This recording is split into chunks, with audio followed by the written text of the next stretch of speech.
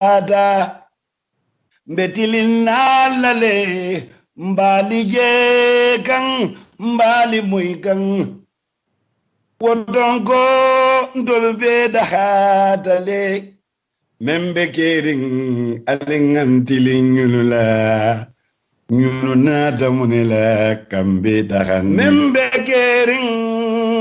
gafanyine nyama mbaliko ningine belori jalibana doya nyolbe dahata mbetilinalale mbali je kan mbali muy kan wotonko ndolbe dahata le membe kering alingantilingulula nyunu nata munela kambe dahandi yo mbalikoma jalibana doya nyawanya mbaliko membe kering gafanyine nyama ningine beloring tolbe dahata mbetilinalale mbali je kan mbali muy kan wotonko ndolbe dahata le membe kering alingantilingulula nyunu nata munela kambe dahan membe kering gafanyine nyama mbaliko ningine belori jalibana doya nyolbe dahata mbetilinalale mbali je kan mbali muy kan wotonko ndolbe dahata. Do you want to get more value for your dollars? And if the fees you pay for your transfer also matter to you? Then ABS Money Transfer is your approved way to send money, nduga, cash power or mobile credit to family and loved ones in the Gambia. Sending money with APS is like sending SMS. Our service is fast, reliable, safe and convenient. We have all our services under one roof at APS. We give you competitive rate, low fee and more payout locations nationwide than competition. We provide instant cash pickup, home cash delivery, or better still, deposit money direct into your personal bank account in the Gambia and be in charge of who sees what sits in your personal bank account. Our APS cash service provides you with great peace of mind whilst you are on holidays in the Gambia. Should you run out of cash, you can use our POS for unlimited cash withdrawal with your European bank card. Just call us on 399-5264 for this service. Our unique and innovative Nduga service provides and delivers high-quality essential goods locally sold in the Gambia. You can buy food items such as cooking oil, rice, sugar, and other essential goods. You can also buy building materials to build your big and magnificent houses on time with our nationwide Nduga coverage service. No more going to the market. With APS Nduga, we let you concentrate on other important tasks while we take care of your Nduga shopping. You can send money from anywhere in the world to the Gambia with APS using your bank card, and our services are available 24/7 online. Our Senegal and other African customers can use our Worry service. Download our APS Money app today from Google Play Store or App Store. Call us today on our UK office number +44 121 64 33003 or on WhatsApp +44 790 402 8180 or on our Gambia office number 399 5264 or on WhatsApp on 399-5264. Better still, visit us online at www.apsinternational.com. APS is a service approved by you.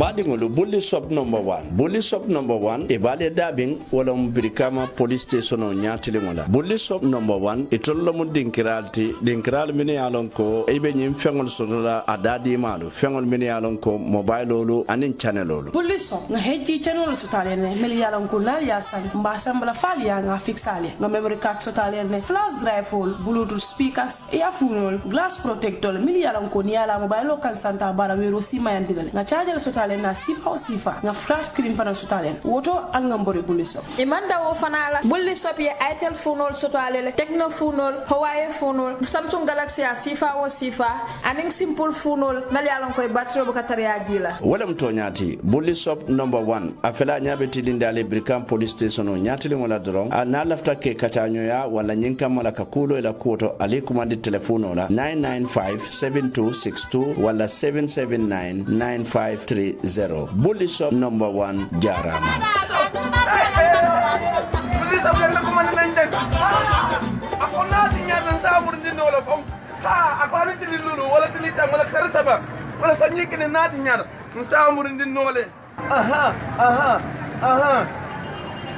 Alhamdulillah Rabbil Alamin. Bulli shop jarama. Allah baraka. Je voudrais du soleil vert. badingolo ni amoy French touch wala famu français lo tati French touch e bale damin wala mu kiti sateti nyin container bale bije mi alon ko fengo sifa bele bije e fengo mi alon ko boko television lo frijolo la rangolo ani la matla lo kata fo capetolo ani fo le sol bicycle kendo lo sofa lo alla nyi sira. Do you want to get more value for your dollars? And if the fees you pay for your transfer also matter to you? Then ABS Money Transfer is your approved way to send money, Nduga, cash power or mobile credit to family and loved ones in the Gambia. Sending money with APS is like sending SMS. Our service is fast, reliable, safe and convenient. We have all our services under one roof at APS. We give you competitive rate, low fee and more payout locations nationwide than competition. We provide instant cash pickup, home cash delivery, or better still, deposit money direct into your personal bank account in the Gambia and be in charge of who sees what sits in your personal bank account. Our APS cash service provides you with great peace of mind whilst you are on holidays in the Gambia. Should you run out of cash, you can use our POS for unlimited cash withdrawal with your European bank card. Just call us on 399-5264 for this service. Our unique and innovative Nduga service provides and delivers high quality essential. Badingolu badi lamoy lalo aning mbadin jiber lalo mobe dawada kabirin Gambia fo Gambia bantala ngal mumela be konto ngal tola analu jamundan senolu misilme ya kontondirola nemo anin kiso bali kontondiro ko lambadi ngolu nsalu bismillah koten alfansum programme to mimbe kering nka fo wala nyama katu ko nga dati wala nyama mba fo kan wala fana nyama andon fanan Allah subhanahu wa ta'ala la man sabaya to drum mbe continue la kabanke wala nyama bar folo janimbe dun na banke to mbe la fila nyenne la ka programme datinin ate datinya kiloma ndalta ka datinin datinya lumin wala nyindi ko ka datinin man satalla tola bismillahir rahmanir rahim katu ko atelo mu man soti kum fa yakunu mi yentolo dada bari fanan atelo mu man soti man so mi yalon ko ay da fengo be dada fengo feng ni atara adada tale man satalla atele ya be dada bari badi molu coming na kebal ka fo nyamin doron nka nyanta kuolto wati tekete ko tije bari ni nata jibe man satalla tele to be dada bari anata kuken to hadama dengudi amma minke da fento mali hani atara tele be dada walla ay ndada kanya moto bara nata kuken to liye amma minke wondoni bayring tumalamin na dadaro ke fa pareta ay hadama dingole kerkere tombon ka ke kalifolu ti ñin duniya jan ñin banko kan bari fanan ay hadama dingole tombon wodadar feŋol kono ka ke a terti wala mo kila muhammad nemo anin kisoɓe mi ye bala nata murun ka wo hadama diŋo ka ke annabiyo moti comme ay hadama din dor ke annabiyo moti ñamin bara nata murun aya ke kilariya moti comme ay hadama diŋo dor ke kilariya moti ñamin ñim be aya ke hadama diŋo le bari aman na daw wala de amurunta ay muhammad nemo anin kisoɓe mi ay wole kere kere tombon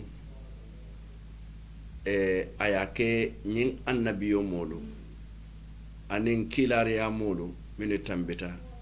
ka ke i kunton koluti ani kun faran asa nola ay dawoto hana tara dantawo doronto fan aya bele kentol ye fenti jama min keñ bari aman na dawoto ay muhammad tombon koten min mu hadama diŋoti bayda sa nola bondi jinolu kono malaikolu kono walla dafen dolu kono bara ya bondin tolu hadama diŋol le kono ka muhammad nemo nin kisoɓe mi ye ka tombon ka fisiyandi dafeŋo beeti wo muhammad mu hadama diŋole ti walla ntolu hadama diŋole nin aba ñama nin kayro keta kiliya keta beele na keta wo ñama doron na duniya sediya na yomal kiyama diya bari muhammad e ñin kayro min be soto ate danna hadama diŋol to bari dafeŋo be dawoda a beele ñanta ñin celebrate la walla na celebrate ñaɓe kela ñaadi le wala mu ñinti ko man somi ye ñin kuwo be non toli ye ka tentu ka jayi anin ka warandi tenturo anin jayro anin warandiro mi yalon ko dandulatala badi wonni wo bota je se duwana sabante furelie fo Allah subhanahu wa ta'ala se la jango soneya ka folo nakunti ba fangoma muhammad sallallahu alaihi wasallam ana la dimbayalu ana la saibolu ani misilme sabante fure to malu be fo Allah subhanahu wa ta'ala se nemo ani kiso ke dundi jannatul firdaus ntelu min fana yalon ko mbijang fo ase simaya jata kendeya hadije firinwa se wo kenye bari nin kunata min te bayla min musayati mbe ala danna fasen taraku ni wo bota je ko dembe muruna ko ten kum faya kuno ka dani nyin kamala bi fana mimbe kedi na nyinya walato nga dati na tele tola mba dani la fo asentanka nengola masibola bare asem manta ben nengola kairola kamuru ka kando nyina bulu kum faya kuno atadoron no man soti hadama dingo se jikino minna pour ka kando nyina bulu tilim Allah subhanahu wa ta'ala na la fitala jongol min kandala aka wol kere tombon jongol konole ay kanda komin ay rasulu kere tombon jongol kono nyaadile aya kanda andum mbe man sodane la nte natol mume be mammo bondije abe fengo fenkal lamoy fengo fenkan jibe mini fango bukal lamoy ani mini fango bukan jibe man kalamuta ala wo mari ala subhanahu wa ta'ala en bebula ala wo tombondir jongol kono abe minulu kandala kato ko badi ngolo ala subhanahu wa ta'ala na ya la jongo min kanda setano marufo min keta iblisa da buke filindino ning iblisa korte filindila dum hadama dingo setano walla jino setano ñinul te filindino lan koy la boss mo iblis alati ni wol fana me filindino ite kana wori ko duniya la ñin palaso iseke wasalati duniya la ñin nafulo iseke wasalati andun duniya la ñin tobo wala mu darajoti iseke fammaji moti Allah subhanahu wa ta'ala le wono walla nte natul mume be ninjulu kortanna sulu saji malu say sayolu kalabantelu kilinte ñinulu kono min yalon ko isem felendino ñin kamalante natul be ngaden ngam bulo day man satallaye ka dani bayri na kunti bane ne man kuma fonye mi yalon ko ku ken sangolo ako ala ko nga dani ni nga dana ba kala nyale sayin kamune batu walla mbenga de nyola ngo man so dani mi yalon ko aka molu so aka soro ke dama buka banji fo nyinya wala to bi nga min dati nate to ba senungala fons asentete ayin kanda isaje ko nga kumfanin alhamdulillah rabbil alamin mbadi ngambiyan kolu ñinne mu farda kolti mimbe kerin kono walla jiber la ñimalu anil lamoy lalu mba falalu mu mela be ko al bismillah al fanson programme to mimbe kerin ntew ngalon ne de mimbe kerin al ka jibe wala ñama andum fana al ka lamoy wala ñama walla mimbe kerin mba satala wala ñama anna ter kanun teron pamudu bojang ntele be siding ali home digital fm su radio 99.9 brikama sate kono jang anin mimbe kerin television to ala hawa kono bidu mini alon ko wolle bulobe nyim programme koto wolle mo APS de approved services nyontan wolle mo nanata kodi janjangola anin kodi diola walla mba fole ko jarama andum be nyin covid-19 min kono to ko home cash delivery aman jariyata banko to eta ramba kataw kaje be sirim banta approved services ni kodo kiyen njela mimbe kodo kile nan ake home cash delivery te wallete mimbe kodo kila ake home cash delivery te kato ko minem ni e woke itolo nin kodo fudata Gambia itolo fangode ke nyun kodo le tete tara fayda bungo kono ya dila mune diyata wote wodi bulli shop number 1 and number 2 and in French design wala French connection but in French design French connection fengo fen ni lafte la lafte parela le like a Parisian kiti sate bita wolto akasoto woleto moto nyimal badi ngolo bi lafta min kacala do monding programme lu to jang wala mu ñende ko I wonder why njakalitale muneketa ngam fango ñininka muneketa muneketa kono ne momo bende safo nya pamodu muneketa telefono nate ko nya muneketa letaro nate ko nya muneketa hawru lalu nate ko nya muneketa kanna yoni lal nate ko nya muneketa wala sabun ko mimbe kere na sata wo jam mbadi Gambian ko ni ajen ko I wonder why womu amanke ñenen karti bari jakal kulong jikilate kulong barandir kulong mi yalon ka nyantale ka ñenen ka Mamburi Njai again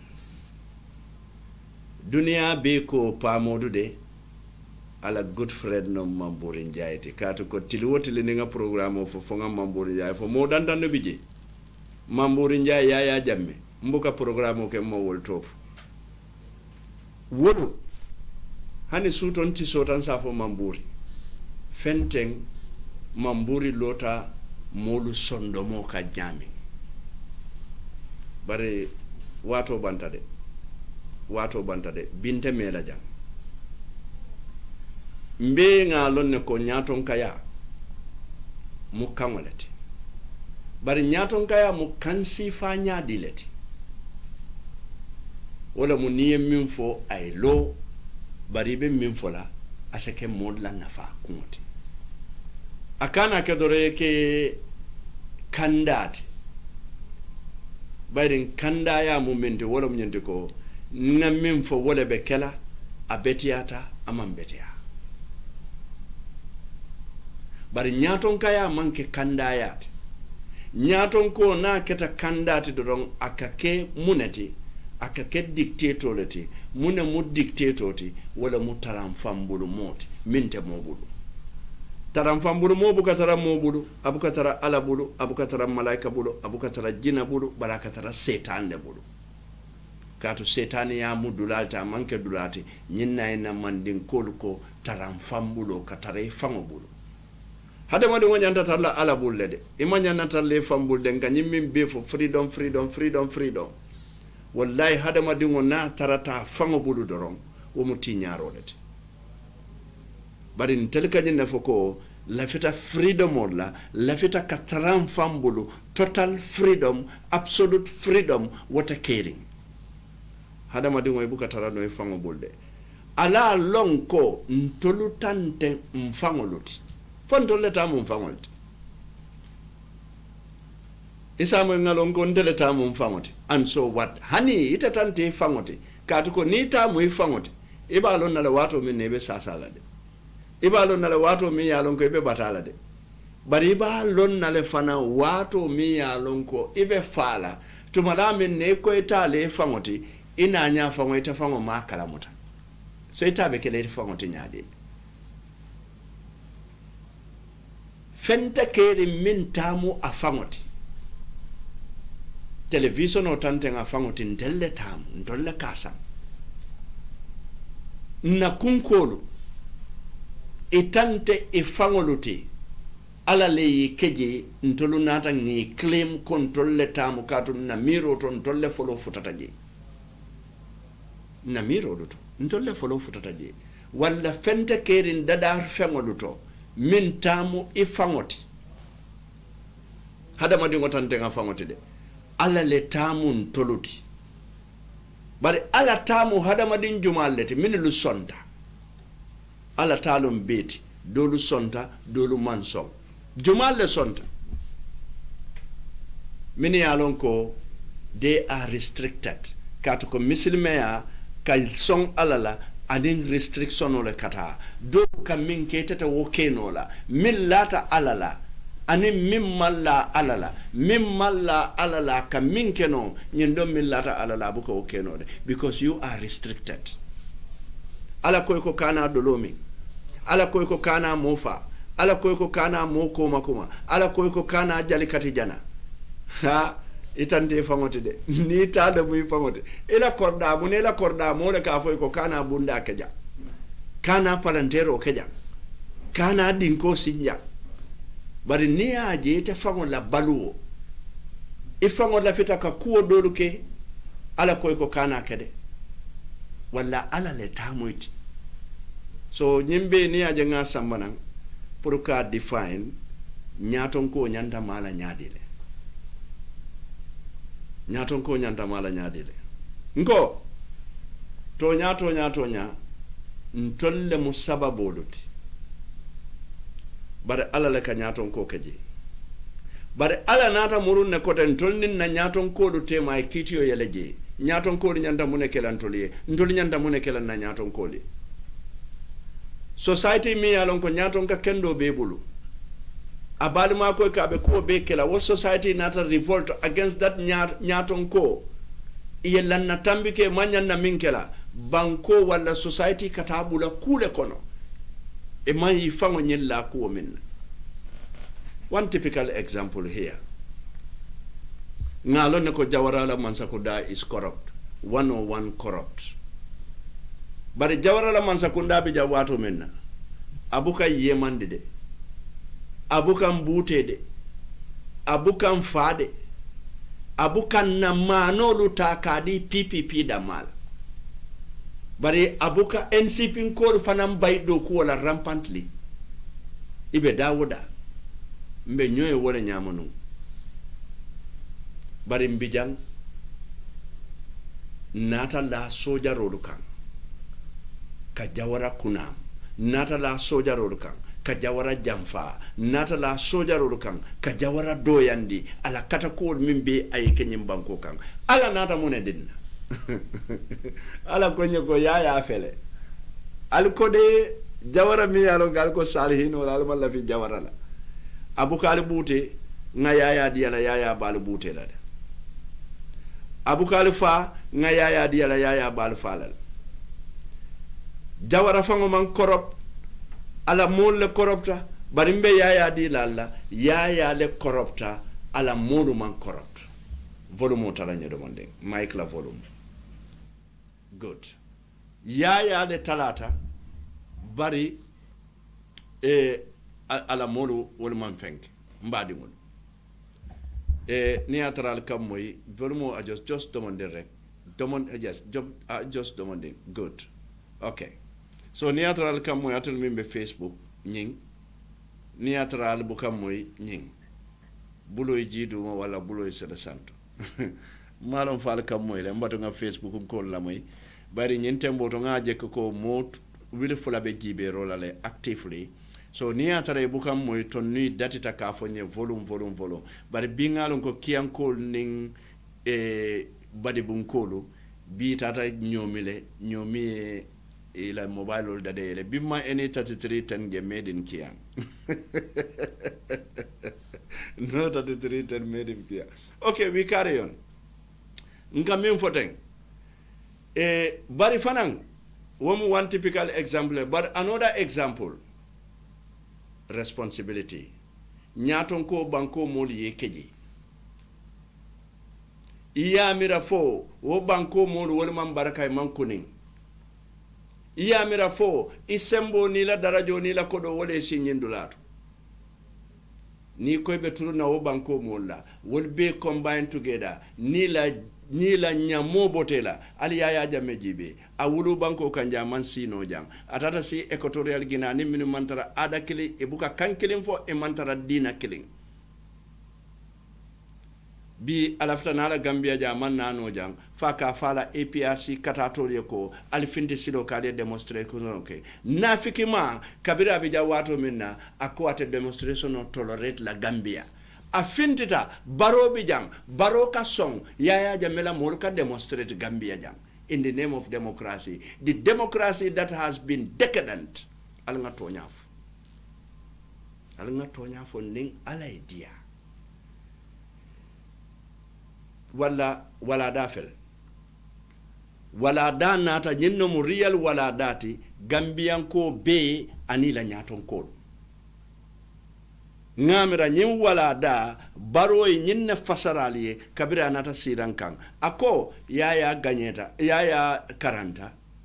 ate baro karanta Gambia dingol karanta bari jawara la tani yaya jammela nani tani baro la na way kawando bangambia elde nim politician or man kawandino wol kono wallahi haniya taransita se Umar Futi Talla kaburo to nga duwe haniya taransita makale nga duwe ila duwa te jabila because wala dafele nko duwa namina jabila duwa kala aksono la kam ba karamba nyimfu jamay ako morolu talibol wa fula la fo subhanallah bar subhanallah te jabila de moko subhanallah kala fenne ka wala ka jabi ila wadaji ka kurungol ibe wolle tulaje ila subhanallah wala mu subhanallah hani ma fo dala fam tube ala ila daji ka kurungol wol tuje daji ka kendolu sambanan wo mu subhanallah lete bar subhanallah no action ala manke sino man satede so mbe wo fola mbe bi janne loya Ousainou Darboe wala mbaro fati president Baro Adama Baro wala mu loya Ousainou Darboe dingoti bari Baro ko because of leadership mu kamolete nyaton kaya mu kamolete mane norolu keta tadi bodu sita morodu sita mokoda modu sita ida malu tema kuman benno fo baro e sulufu jusula mallo ya dabo la tiñaare moy mallo ya dabo la femmo mi alon kay banko sendi ko male ala kuma ka wolom nyindi ko ma youth movement o wotade andum that was great leader nyanta malaten kunun tandamo mi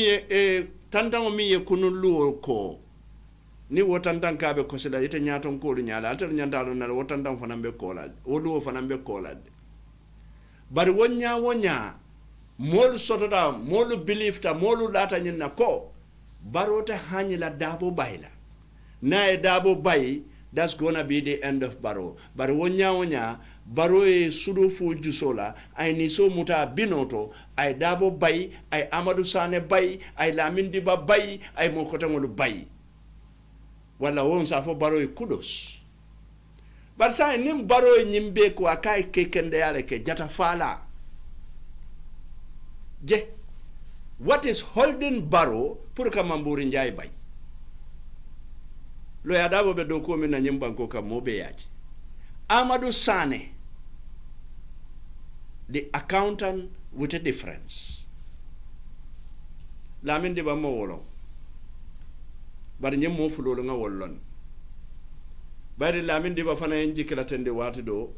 kabirin tata salaji pa ke ba dabo ya akata la kene ko complain Lamin Diba yale Lamin Diba kay ko ndefa mo batata to bulle malo munayna fam baro nyem palaso dinna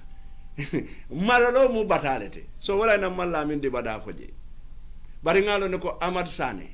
ngalo ne ko Loya Ousainou Dabo ngalo ne ko wolu niyatara do ko le ya sabu i bondita niyatara ku ko tan le ya sabu i bondita bod baro Yusuf Tala e bondi mamo ye minke melas kadal moy baral ngaji be Mambouri Njie mo nek munayna baro hani bi Mambouri Njie bije amma Mambouri Njie bondino fona kam fata doronga e chifuroke baro le Mambouri Njie appoint bang for modole ya appoint bari baro ba oversee kan this is what we want to know because this is just too much Mambouri Njie kibaro li ya banke wato mi yalon ko fa manke minister te kato ko be nga fa le nyami Yaya Jammeh ni Mambouri Njie be do ko wala Mambouri Njie keta finance minister te Mambouri Njie keta social security director te Mambouri Njie nata murung aketa ambassador te dinkira kota ngolto onda Yaya Jammeh wala Mambouri Njie ni Yaya Jammeh ya durane ya pepe soup ya supa kanja ya sudu humbala ya chuchachu itoro mo fudol sai kabiri tate sum fulol e nyolong Ali Baba and the thief Yaya Jammeh potta wala nyama Mambouri Njie school aya fay selo kono Mambouri Njie be prison ni loptanol tema kalabante na meta aya fango sasa nda atara man sasa momi yalon ko ka fo nya sasa tara bina falale bi woji be bi akalo parliament ka fo mba wulen kente resign ngamera be nyalalo so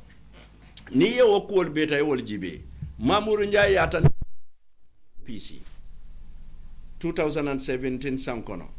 ay tata palaso le sam banjun palaso mi alon ko kabirin GNPC lota 1913 wala mo Yaya Jammeh a fanke ni ako essentiel mi matat bayri ni tata banko karo bera je ikela essentiel je karo bera le GNPC bari abe APR sinka fonen sa ye mix bari wo wato ni mantara APRC buka do ko ke e bukata police e bukata army e buka do ko soto Gambia jang andu the same scenario wala ya ko fentende nan jang kotak alanga hakilot alanga ke bantam bilot so kabirin GNPC lotan 2013 wonnene mal lan sam because Yaya Jammeh le bijan ni lafta essentiel do la dawoda doron aka land office le order ye keno dile ya loje but 2017 doron fango kete Mambouri Njie murundina yake director of GNPC Mambouri Njie ye tapale ya dati world most doli la bunja wa mi yalon ka be banjun ila keno mimbe banjun itate ko wo keno le sam Mambouri Njie da male wodilo be dada according to the information I wodilo be dada I wo keno sang ko GNPC le wo keno nyen sang atara board man si ala ko man ke ala te kunkilin na ye wo keno sam minna abita fo million tang ani warawula 17 million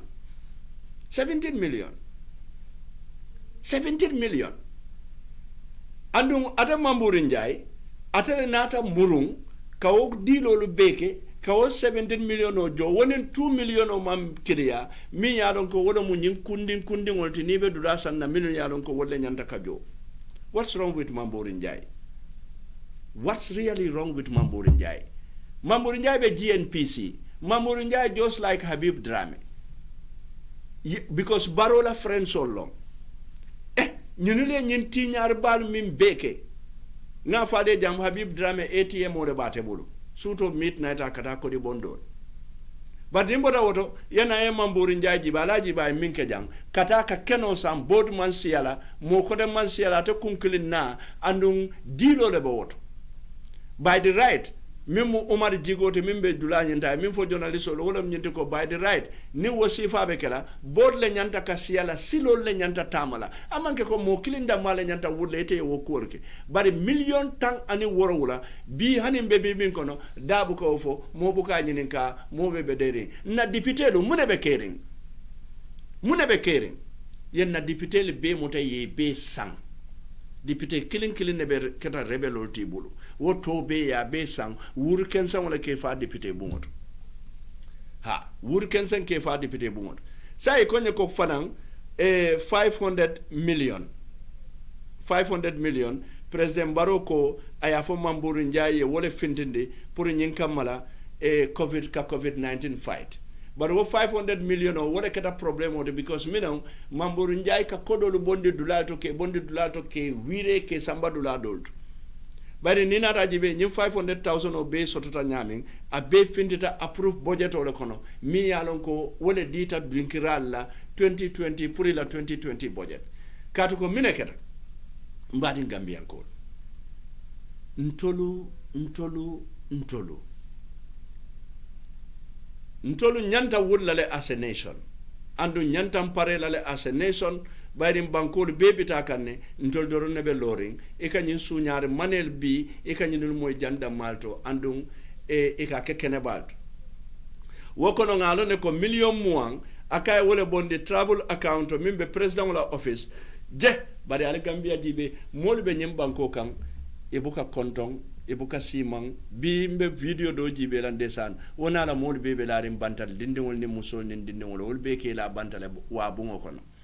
But the president we kala tamo da madama ye mimbondi woto pour kala fa nyim convit fenko nyinkang eko 20 million mbota woto eko PMO 70 million National Audit Office 16 million Ministry of Health 50 million centralized service centralized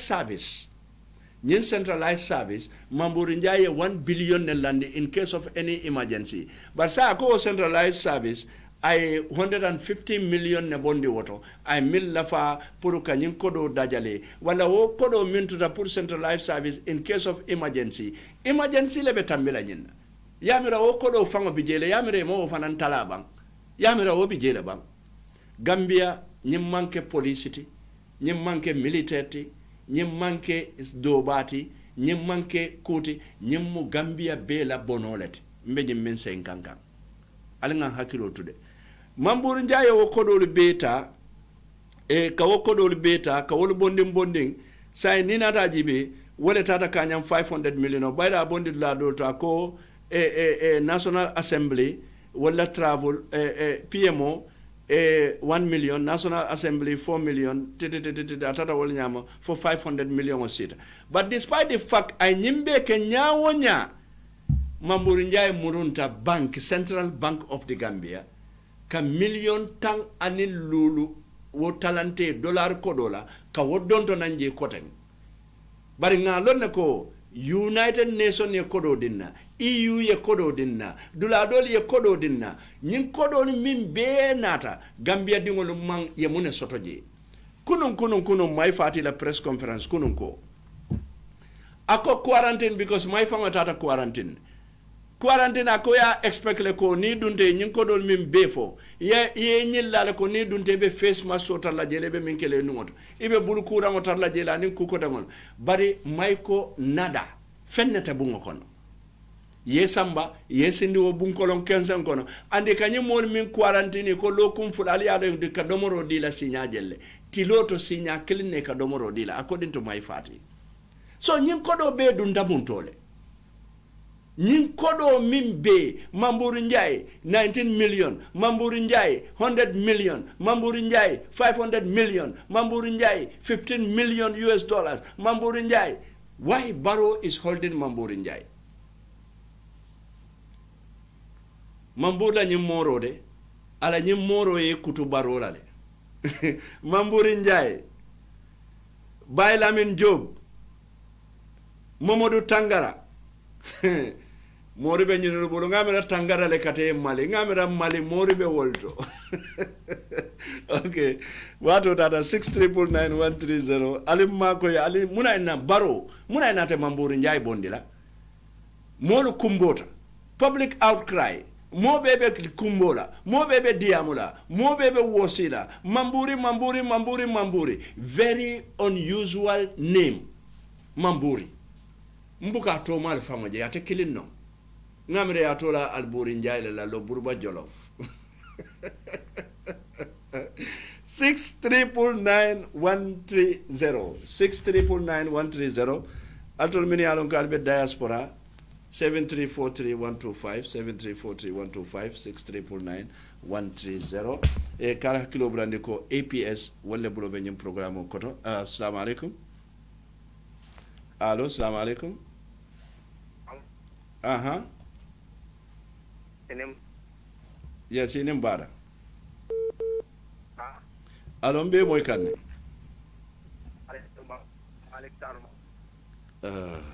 ok mbato nga dota mbukate moy bak assalamu alaikum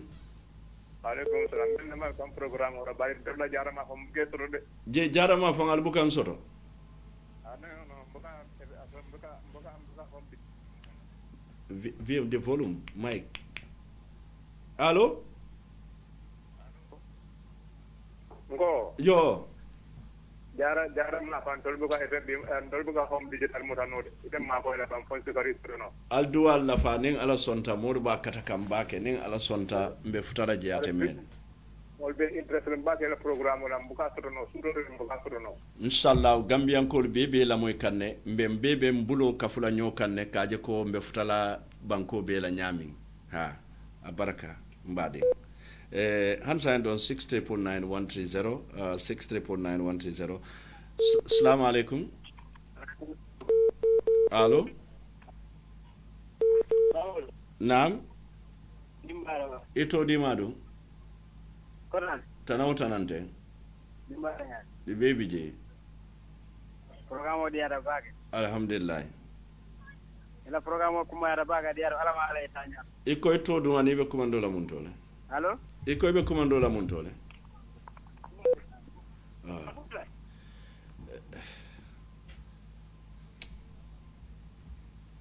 6999130 batunga nyindom fananta assalamu alaikum alaikum salam allo mbuke moy we have a very poor technician today. Leave everything as it is so that we go. 6999130 allo allo ye mbe moy kan say allo allo ye mbading fo sungole be keri fana ye kamo chaf ci candidat monding famo yes boja todi madu imam bajo sika fo yo bismillah programme to imam tanaw tanante mamuru yalla ko jakalo watta de tamo ande ver kali jama mamuru ngago no moli jago mo na flo beti yalla ko kan ver kali jama baro ya mamuru ngago jamo na flo beti yalla bismillah mba moy kan bismillah baraka baka baraka badingolo science 7343125 mbe wodoro netala science 639 woman trabete ari nyente mboto assalamu alaikum alaikum salam bading yo modlom kodi ha pa modlom bibe programme to todum Ibrahima Punkara France Ibrahima bismillah tariya do monde wato min bija mansia yo butu falambe mella fala jedron wolo nyinti mambe njaybe membe ke kan hade ite tariyala bondila because ani be ku killing leto ha in fa Gambia mo mel mu sumbaliti ni wole suñaro ke bu ka fo la suñaro e ka fo la dilo yetoñaf ha wol bu ka suña wol ka dilo leke. Thank you very much. a baraka ba ke mbaɗen a baraka mo kende bato gañin ɗon fanan jiɓe salamu aleykum ok lo gañin ɗon ta salamu aleykum. aleykum salam rahmatullahi bamod e toɗima ɗo Mohamed Suso farato bisimilla Mohamed programme oto ba ko ni kuyade mo zambiano naman dew haade denga nyama tan de mun man ta wudde mun man tamina tambi tan be ngana kelo gam fay wala to nyaata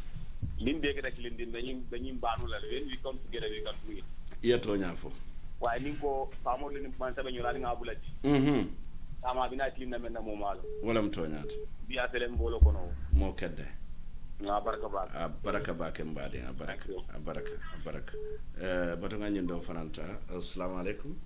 wa alaikum salam famodu namu iti nya abdullah samate be commando la montole be kama daru khairu bismillah programme to samate yalo mamure njaay baro mamure njaay bala muna ya sabu mamure njaay kama sunya ka di baro kala dimba na tero bala lu haramol la bara fe ko ibe dalla sunya ba ala yale man do sunya nola wala bu to nyaade ila kaburo ya chamoy ko le be nya na fula nyaw mamura njaay bayen bi na ya be kéré ndol ni so don dibide tambu dem petangol le ciata mbulu dem petangol yeto nyaaf na ko ya kumbala e madi cité e kan na pata wala Suleiman Sawonyol baro ñin to mala e kala ki mo be sanne mo bi mesre ma ji la mo kay ko ma be baraka mel e kabron kunu no fi ndako baro jama ba bala say kono wala m to nyaade ila sere ma ji ni ya jamo la may kala na to nyaala yuri bi dibidal be kan ki kala ki mo be la ba nesra sono bismillah baraka bake baraka bato ganyen do fananta assalamu alaikum salam ko yawo naam todi madu bakar tuma sedi mungu bada aljamdu bismillah programme kono yo programme wi diar mbakele alhamdulillah rabbil alamin bari yalo mambure la problème be nyame hade ndebe diptelle blem la dipitelo ndo le blem because famo ni ajibe mambure njay mo kiline ata ay palaso diala ay banko mo la palaso diala yo so na be tinyaro ke kan banko ka be tunna banko na pula adiya ka nyame ko diptel wo je wo ma kala muta ban ya kala muta de yo banko mo le ka be ci ya di diptel la nye diptel bu pour na hajo jara hade min men ka be tunna banko la diptel e sembo so kawmari bondo palaso to yeto nyaaf ko nyande kala mo kini wole palaso di mamburela banko molle kate ki ya di bitella so mamure kana to molle banko na fulo la bigil bi siri ba jibela baraka bake mo kenda batu ngani ndon fananta assalamu alaikum ya karamuta ila radio tala mbade tembe Angleterre ila radio tala assalamu alaikum alaikum salam ila radio ta ebe min la moy ka wotala do mande walle jamfala yo ito ya sai kamara yembe moy kan ne to dum Yeah, assalamu alaikum. Ndem Sadio Lom Kuyate mbakol tan Angleterre le Nottingham. Bismillah programme to Sadio. Yes, ni Mambrou Ndiaye ni Adama Barrow Mambrou Ndiaye natle comme drum ay doko menke ya jame. O doko kino ala fa ana o doko kino ke. Wala kana Adam Barrow hansan ya jamela luwa ni ya jamela company man falling security reform man falling constitutional reform manke si ope aka fansan samina drum ya jamme menke abol da drum so ka mo sutani drum Adam Barrow ya Mambrou Ndiaye hayale pour ka ya jamme do ko kay ala deri job kay bismillah adum sai Adam Barrow fall MP njol nyala telephone impeach la because I constitutional break so many times why ya la offer bismillah baraka bake wato banda baraka thank you assalamu alaikum salam fa Sheikh Bamfa na ularo be jammo ken ko tanante nganyimbe folode silan dolu nyanda men kala nyanda wala to botola silan wala butonyat kabrin nga baro na de baro ni senen de ko anata ko de ni mulando abole ni ku dukata nyama ku dukata ku Wala mtonyat. Ebe selfen fo kanjanga be fo jan. Bara kunnatola membije wala mo di akuya mbaka la diata nyela mota kununa. Wala mtonyat. Gambian kolo atota wolle kula. Ka ne aje nte jikila teta jam politikola. Ndenga kampanyo ke mole jam kol sinake bulkono moti sinake pankero de mo mira. Abe Hussein Bondela le fentano la je bigo Hussein mu mankana solo te ni la fita fala itu ka fano itu ka fano Amadou Fanan Amadou tekela no lo lati lo me yalon ko ate ko fula biya mambure be sonna wala le do ko te be sonna nyim banko e dadaro le nyinin ka wo dadaro ite tubabu karandin kilin tros la folo ni man palaso jabu wala mtonyati ajakalo watal de famodo yetonya ni mem bebe fokan ni ka jawyande le tan mambore bondela bari nde tankilim folaye nyin kodo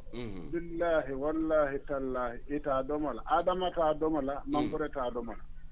momo nyim banko kodo sunya ha ya landile ya landile bari ta domala la be kele haramoto de sa sa famodo ya land inshallah le sunkaro la kono tinyaro mi ba ke kan nen katanu yaajele kuman boje ko wole be kontine na wota kontine la tiro fata nim banko be falin na le tonya ni justice be tamara jam abaraka ba falin na falin ala pana membe hanamadu ni surprise la ade jakalla ñinu te sonna ka tonya tamandi ñin tinyaro te stop la bare momo be sunyaro la be tikuru yala abebe labanne kun kam motina kala kota ala masabi ala baraka ban fa baraka baraka last caller assalamu kiyan ko ila radio tarado monde yamre mambo kiyan abula nga radio bal yamre mambo kiyan ite ko yordam molam Bamodu naam ko yordam Bamodu mo ko nen la mo be sino la am tay manyo jeno aben sila tem ndeysaan muna yara baro beten abe nyaadi le fodi abe nyaadi le ala man nim gole ko ma kin ne ko kan danjalo na singulo rin foran kan wallahi wallu bukata ma lo tan dawte ko sina bari nga moy de kunu ngaje QTV ko kiyande say ale lampol soto mo bebe juslare mo bebe donna ni ma kuma tan kundi je fo QTV QTV mfango nyaay kiyankol jebe donga excuse me ko dolla tato ko le lampu polol sambale ya jambe o sipalek tembo me o telephone people fintu dano antebol ya jambe o sipalek kana ba tato kala be fandi polol lela kuma lolo ta wayal kan polol halala wol dol boy ta dol balore ine la wayal yo bota jata fane o sipalek am say jannin do to fala silo men fo silo that's the most important thing woman dada silo man dada ya men sila kan men fotan kuran hanta polo lo fana fa kunu bal men ke la kan santo anen puran munan kan men fo ni ko adum falale ndesan ko men be banko ko men be sheri banko kan malo min atrele radio Allah taala na la kila sonta fo sembo warta banko be kamay pamo dana fabe warlal wala mto nyaade mbe odwa mbe o abenni tilaten mbe o kata ngala bari kamal jang barni ku adam fala ndesan mune bu kan na mobile bu kan na fen ko le jabang kila mobile to bang ko yor dembo yalo ibu ka je bang every day ngatu ko lal Idan bala ni ku yala yalon kiyan ko Allah ko le siyata wala njagala Allah ko yo baraka thank you alama ala ni jo ci la Muhammad Lamin woro amin Allah ya rabbi amin alama station alama la nyaato amin Allah ya rabbi fo banko be sa so tan ni yola inshallah rabbi baraka mo be la firingalal baraka bake dembo badi ngol wala mo kiyan koliyoron ko la dembo di bakar dembo yaron kiyan ko don gawda foye be problème o sotole bari do problème bona jambi okay badi ngolo bakar kolior wala ketan na last call ate bi kiyan na ketan na last call ate ngalon ko diaspora molbe ko la karo bela bari sunta yo manjam fa ando radio do ko fana mu wato te bari jannim bitan lafta mbulo le likle la birikama kansuloli ye murundi nan screen note yo birikama kansulolo he yara fan kansulolo tonya my favorite kansulo wala mu Gunjur ward. It's a no-nonsense councilor, Gunjur ward. But me and Jakari Farang, area council ye mano sang, inate ye so manola, dol nata wali ye so kodola, dol fana nata wali ye so kodola. Area council fango ye kodido laji, fatata 1 million. Ye njimbe sam manola, ya di la ward chairmanola for inbound distribution. Pour yete la wodol to ya di modu laji sai ni date la wodol to nyanta mune fola ni be presentation la nyanta mune fola modu mi ya di le nyanta fola ko kari nyoli nyindin na le pour nga di modu la during their presentation but nin council lote ka fon ka je saferin dulato council kari donate 55 bags of rice to his ward wo is misinformation left la ali alo wonyama je UDP alla nyin kansulo lali kumandali ye bulo likliki ye mafo ibe alla kansulo majority ba try kanne bar kilimbe kono mini yalon ko they are 419 they are job seekers wolu alnyanta wo restrain nale because he ko boto wala duta boto o pompitere boto kilin ni wo ba kono wotto tadra kanyin dombe tolndele mfangole nyabala nin soma ala sondambe alu dabo invite la nanjane misra won ngaje suffering bato ngaji be baydin te nya kasno la alu mun na dinde ngolati nga trale ka kol ma sotono bari nyin ko dolu wol dol te tuno la je wonyama fonse wo ko dolu jibe bari nga minje iko Misra Ward Councilor donated 55 bags of rice to his ward. Ali we wokodo bondi muntole 55 bags of rice. Yalo information is very important and amanke alu dabo da mati, amanke lado da mati, bari isiata le nyen councilor nitate la modia nko ngalo ne kodo bota damin kodo fam mambo galga Association of Local Government Kirip Karab kodo mambo woto Bankers Association waliye Bankers Association wale also kodola bari also kodo minna ya tambindi nin galgal 100,000 mbije GCCI Gambia Chamber of Commerce inata 200,000 dialla like ya di council area council beda tough construction tough anjay nata 100,000 dialla wobota je do nata murunang way 400,000 ne diala then Birkama area council nata 600,000 la wokang kabide 600,000 la wokang nganyin kodoli ye minil be soto ani ila yin 600,000 o biri ala kang ikata ta kanya 1 million killing 1 million killing gono mani boto jelle sang mani boto wili killing keme woro ani mani boto tanse ye wole sang iko puri ya talay la council ol tema ibadi nitol ko ba iko Birkama be yal nana area council nte kunnaje wala council o council yete niyo dilete naite la wodo to ya tala wala ning presentation o bekela ning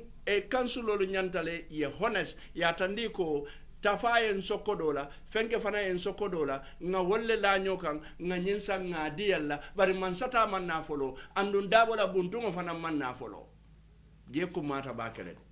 bari ni ka misinformation o di kon tolle nyindin na wodola wolne mune kabori UDP le ya dialla atara UDP ma dialla and UDP ma foko tolle ya di bari kansulo dole bije wallahi false dulo du wol kamoto de wol mu 419 na solleti andun chip popularity diate e mamminke e ka wareke ntolla jang til wotilen ka mano talal bari pamodu buka moso mano la de molle ka dinna pour nga di molula nim fanga mindi mfanga fo lentele nga nyindi bar sai nim moli e fego dile koy ko asamba ya di nyin karla ide kada fo moli entele nga nyin sanga di yalla wo is wrong kansulolu mbembulolu likilal na kibar talal be nyim fannal belale yadi word jellala almost almost 28 words in West Coast, 28 words. So in 28 words all be na molu betalla betole kala katulu kansulo la kalabante ya koros al manke mintal kanal fanke woto yalo mune muronde ko Gambia fan importando self importance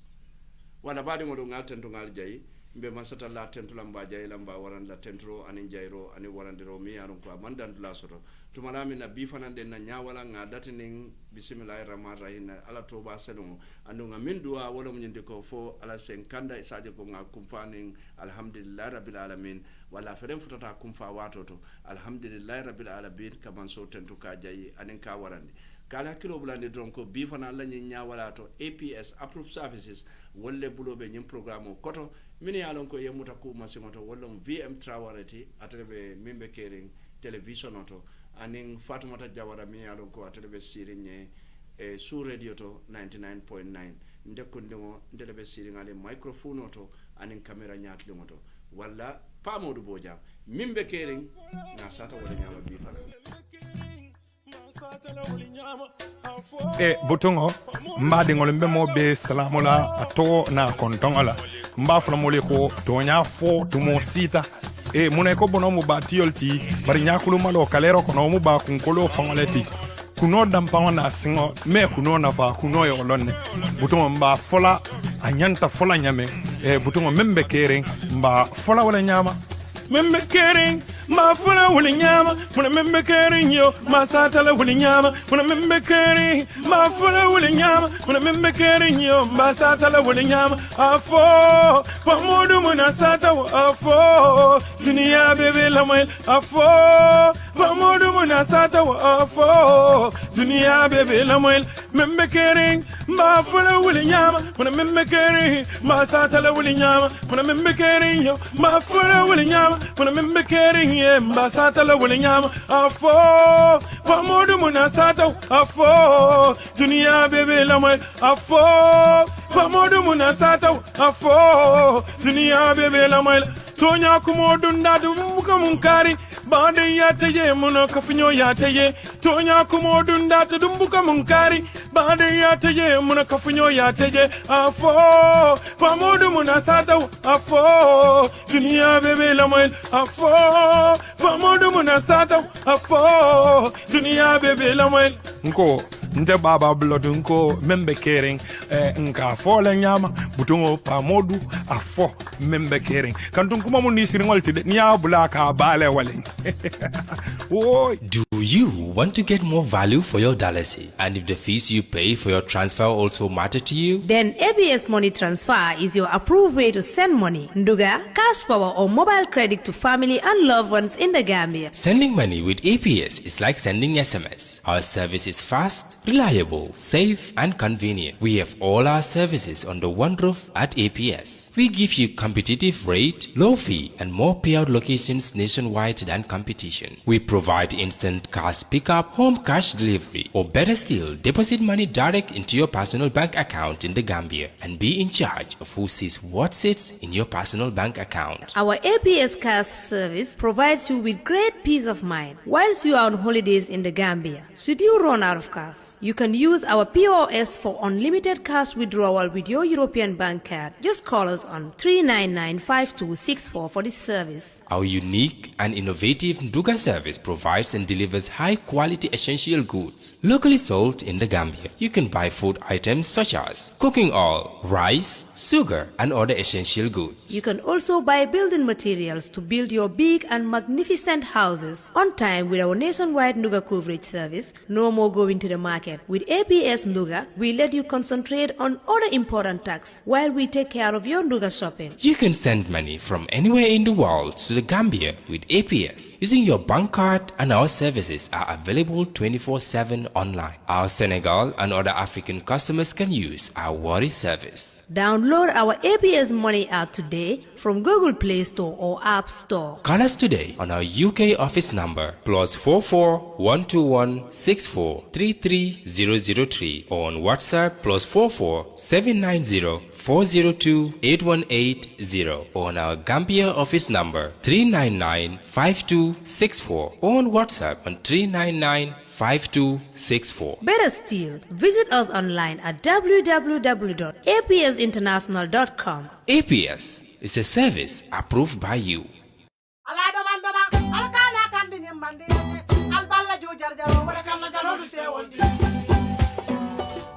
Badingolo bully shop number 1 bully shop number 1 e bale dabing wala mbirikama police station o nyatile ngola bully shop number 1 e tollo mo dinkiral mini alon ko e be nyim fengol sodola adadi malu fengol mini alon ko mobile lolu anin channel lolu bully shop na heji channel sutale ne mili alon ko na ya san mbasambla fali ya nga fixale nga memory card sutale ne flash drive hole bluetooth speakers earphone glass protector mili alon ko ni ala mobile kan santa bara wero sima yandile nga charger sutale na sifa o sifa nga flat screen fana sutalen woto angambore bulli shop imanda wo fana la bulli shop ye itel phone sutale le techno phone Huawei phone Samsung Galaxy a sifa o sifa aning simple phone mali alon koy battery bu katariya jila wala mtonyati bulli shop number 1 afela nyabe tilindale Brikam police station o nyatile ngola dron na lafta ke katanyo ya wala nyinka mala kakulo ila kuoto alikumandi telefono la 995-7262 wala 779-9530 bully shop number 1 Jarama.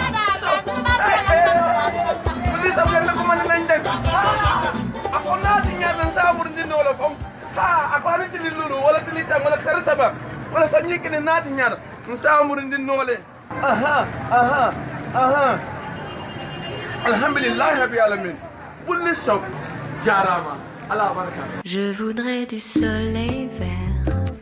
Badingolo niya moy French touch wala famu français lo tati French touch e bale damin wala mu kiti sateti nyin container bale bije mi alon ko fengo sifa bele bije e fengol mi alon ko e boko television lo frijolo la rangolo anila matlalo kata fo capetolo anin fole sol bicycle kendolo sofa lo alla nyin silam balu mi alon ko e sela no kan e manna da wala de ye foko jayo sifa bele sotale je mi alon ko ni e je doron e kamundala ko brand new one andi manna da wala de nyimbundal mi alon ko ni e sorondore ka kumale kim wala mu floss dust e ka ofana sotale le kabirin palantero lo fo bundalu bari manna da wala fana ko gas ko kala ani wosen masingolo wala mo alla nyin ko la masingolti photocopy masingol kata fo printing masingolo anin alla nyin laptop ko tolu min yalon ko wolle be jamano ko no windows sifal bele anin container lo wala nga fero ke ngambori ni katanyo ya nyin nomballa Gambia alse commande 315-2384 746-1330 921-2207 baratol min yalon kalbe tubabu do ali commande +33-659-433820 +33-669-352670 wala French touch e manna da wala e ka fengol fanan sambale nanne kabonan France kana Gambia banko kan ali fensi fa o sifa soto fengol min boko buko na fengol lombang fo workshop o lombang asa be dile ya sambale nan Gambia andu mi yela ko dia ni afutandi Gambia wato minne e ka sambale foita mari fangola bundato ande manna da wala de e ka motol fanan soto le motol min yalon ko moto kendo le ka minulu wafi min boko Mercedes Benz lu Toyota lu Volkswagen lu Ford Skoda anin moto kota ngol min yalon ko wolle be jamano kan wala badi ngolu French touch wala nata kan dahandi